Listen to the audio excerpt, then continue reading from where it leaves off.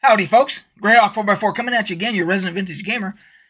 Today is our campaign update for our Dolmenwood campaign, using the old school essentials rule set. And I believe we're up to, this should be episode 5, I believe. So if you're behind, go back. I have a playlist for this particular campaign all set up.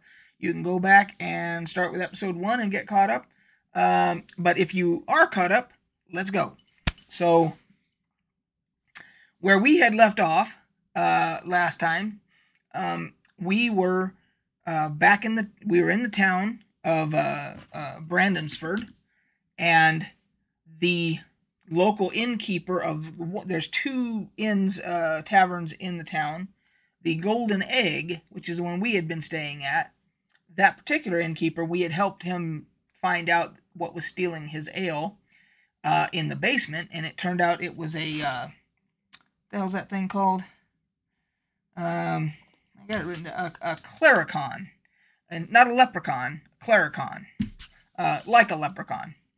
So anyway, we had solved that problem, and we solved another mystery in the town, and all that, and we had gone into the Hag's Wood, or Hag's Addle, and we had tangled with a hag, as she's known, who did some damage to our other fighter. My fighter's name is Ainz, but Randy Midnight's the other fighter. Had ripped his ear off and some other things, and had somehow did something to our magic user and all that. So all that had taken place, and when we went back to the tavern keeper and explained what had happened to us and the fact we're also looking into this whole giant lizard dragon thing, with all that collective information together, the tavern keeper said, "You know what? I'm out of here." He says, "You got hags, and we've got clericons and dragons. All this shit's closing in on the town. I'm getting out of here."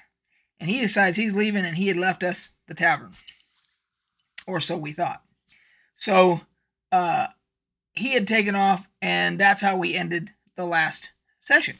So we start up this session, and right out the gate, you know, we're there in, got our little makeshift tavern now, because he didn't have much left when he split, but we cobbled together what we could. I bought some ale at the other tavern to serve in ours, and we were just going to kind of use it as a base, and maybe, you know, sell some stuff if we could, whatnot, you know.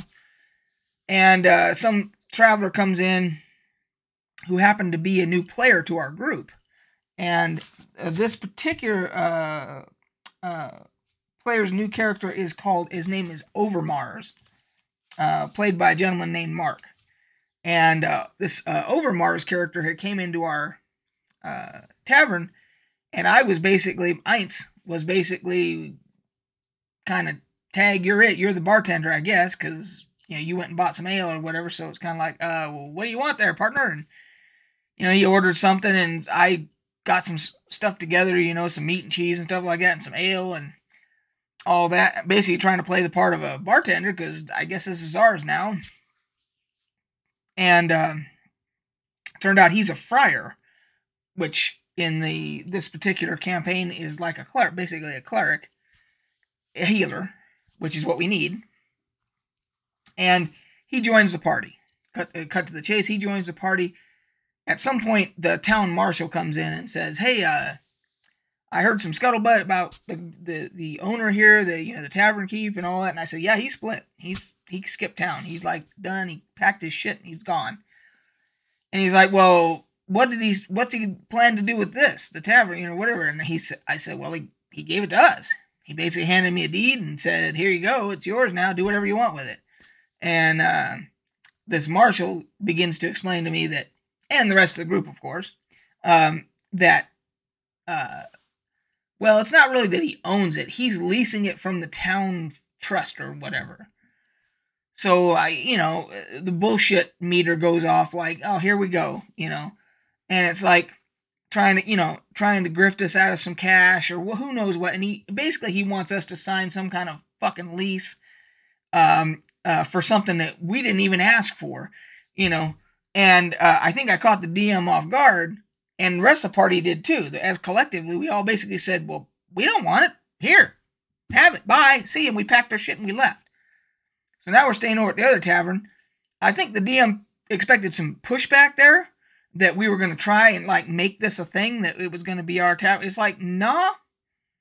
If the guy left it to us free and clear, yeah, okay, then maybe we make it in and make our little headquarters and make something out of the deal. But we got the shakedown coming from the town and everything else. We ain't got time for all that. We're going to be out adventuring, killing dragons and shit, anyway. So we basically said, nah, we're done with that. Went over there, and then we decided, after a little bit of regrouping, the new party member with us, we said, let's head off and try and find that magic item that we need, the rumored magic item to help slay this dragon thing. So we head back to that tomb that we had previously been in. And again, if you want to get caught up, you'll have to go back and watch the previous episodes. And in that tomb was where that gray ooze was that damn near killed my character. And we revisit that. First thing we do, we run into a gigantic spider down there. We end up battling that, fight that thing off. Luckily now we have a healer, which helps a lot.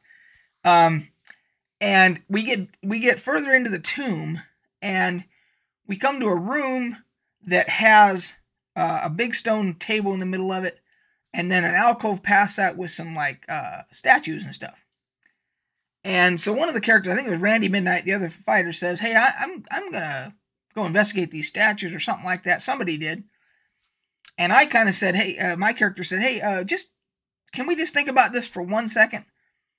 Perhaps, maybe we should take this big, sturdy table here, turn it on its side, and slide it over by that doorway going into where those statues are, where if my gut says something, to the effect that those things might animate on us. We could, if we have the table like prepped right there, and that does happen, it gives us an out for everybody to jump back, or whoever to jump back through into this room, and we slide that table to block them strategically, to kind of give us an advantage so we don't get swarmed by all these animated statues or whatever. And so we never really even got the chance to do that, because kind of as I was basically explaining that and everything, somebody had triggered something. One of the statues, I think he threw his head or something, or he came bursting into the room. Regardless, something came into the room, whether it was his whole body or he threw his head or whatever, and it busted that statue up. Or that statue. It busted the table. It broke the table. So now that plan is, we can no longer use that to block the door, and we had to start fighting these statues or whatnot. And we find out that a little bit further down, there was some type of undead that was controlling these statues or whatever. And so we're dealing with the statues and this undead guy, and then another undead guy from another hallway starts coming to or whatever. And we're having to fight all this shit. And we successfully do. We end up killing the one undead guy that had a big double-headed silver axe. Which I have now. My character Ainz has the big two-handed axe now, and it took quite a bit to kill this stuff, and we make it to another statue, and it has something written on it to the effect of, what does it mean to be a knight, meaning like a knight, a knighted type fighter, And we're trying to come up with all these, things, to be willing to give your life for others and all these different things, and nothing's happening. And it's pretty obvious that if you answer this correctly, there's another door here. There's some big stone doors here that we hope are going to open if we answer this question correctly. And so we're trying to come up with, noodle everything. What else can there be? Duty, honor, all these, things that you would think of when you think of a knight. And then somebody says, and I can't remember who it was, I think it might have been our little, what do you call him? He's like a little bat-faced creature. Woodgrew. Our little Woodgrew character that we have. So that's String Drunker. String Drunker, our Woodgrew says, you know, well, there were some frescoes upstairs that had like words on them. And we said, really? And he goes, yeah. And he takes somebody up there to show him, because most of us are illiterate. Most of our characters are illiterate. And so he takes the one that can read, I think the magic user. He takes the magic user up there, Braun, and he shows it to him. Braun, of course, can read. And he comes back and says, yeah, it said like duty, honor, sacrifice, 4 words, basically. And he says the 4 words, and you had to kneel down too. And somebody kneeled down, said the words, boom, the door's open. Inside is a tomb. And it had, I'm not going to edit it in here, but if you follow me on Twitter, you've probably already seen, I tweeted out during the game, I tweeted some pictures out. One of them was the side view of this tomb, which had the 3D representation on the lid of whoever it was. It's supposed to be Sir Brandon, who the town is named, Brandonsford is named after. And we're supposed to be getting his weapon, because he slayed a dragon, you know, 100 years ago or whatever, which is why he became Sir Brandon and the town was named after him, because he slayed this dragon or whatever. And so we're supposed to be getting his weapon to do the same now with this new dragon or whatever. So we get this thing open, and sure enough, his gleaming sword is in there and everything, and there's a shield on the wall. So I've got this 2-handed axe now, and Randy Midnight now gets he takes the sword and the shield from Sir Brandon's tomb. So now we're outfitted, me with the 2-handed silver axe, him with the sword and the shield. And there was some other stuff that we looted out of there, some potions and stuff like that. But that was the main thing, that we wanted to get that. Obviously, that's the weapon that we need. We don't know what the properties of it are yet, what kind of magical properties, if any, it has or whatnot. But we just know we've got it now. So that was the whole session was us successfully dungeon crawling through there, defeating everything and getting the weapon and all that, and getting the hell out of there, which is what we did successfully. So now where we stopped was we're deciding, do we go directly to go slay this dragon thing, or do we try and go back to town and recuperate, rest up, get some whatever else potions we need, anything, healing potions, more gear, whatever we need before we do. And that's where we stopped. We basically stopped saying at the point where we're like, let's make this decision. And we said, okay, we're going to call it for the night. So that was the episode. We now have, so we have the rope that was given to us by the Goblin King, Grom's Blood, or whatever the hell his name was. I'm terrible with remembering names. So let's see here. I do have it written down that I know.